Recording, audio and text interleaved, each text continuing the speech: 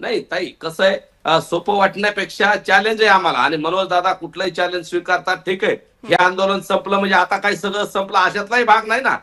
2 वर्ष झाला लढा चालू आहे. हम्म. जर सरकार एवढं म्हणत आहे की आम्ही तुम्हाला हा GR दिलाय, म्हणजे हैदराबाद गॅजेट दिलंय, तर आम्ही त्यांच्यावर सध्या विश्वास ठेवलाय. नाही दिलं तर पुन्हा नवा लढा सुरू होईल. मनोज दादांनी सांगितलं हे सगळं टिकवायची जबाबदारी सरकारची आहे. कोर्टात असेल किंवा शेवटच्या मराठवाड्यातल्या सगळ्या मराठ्याला आरक्षण मिळेपर्यंत जर हा GR टिकवायची जबाबदारी त्यांची. आणि जर नाही टिकवलं तर पुन्हा आमच्याकडे आंदोलनाचं अस्त्र आहे ना. आणि आमचे लोक काही आता नाराज आहेत. ठीक आहे, योगेशराव असतील काही लोक, ठीक आहे, त्यांच्या काही समस्या असतील ते मनोजदादाकडे मांडतील, किंवा शिंदे समितीकडे मांडतील, किंवा उपसमिती त्यांच्याकडे मांडतील, किंवा डायरेक्ट त्यांनी सरकारकडे जावं आणि त्या GR मध्ये कसा बदल करायचा आहे, काय करायचंय, किंवा आणखी कुठला GR काढायचा आहे का, हे सरकारला त्यांनी सांगावं. आणि एखादं आंदोलन ते सुद्धा करतील अशी अपेक्षा आहे मला त्यांच्याकडनं. बर. पण मनोज दादांनी 2 वर्षात आतापर्यंत जे मिळत नव्हतं ते मराठा समाजाला मिळवून दिलंय.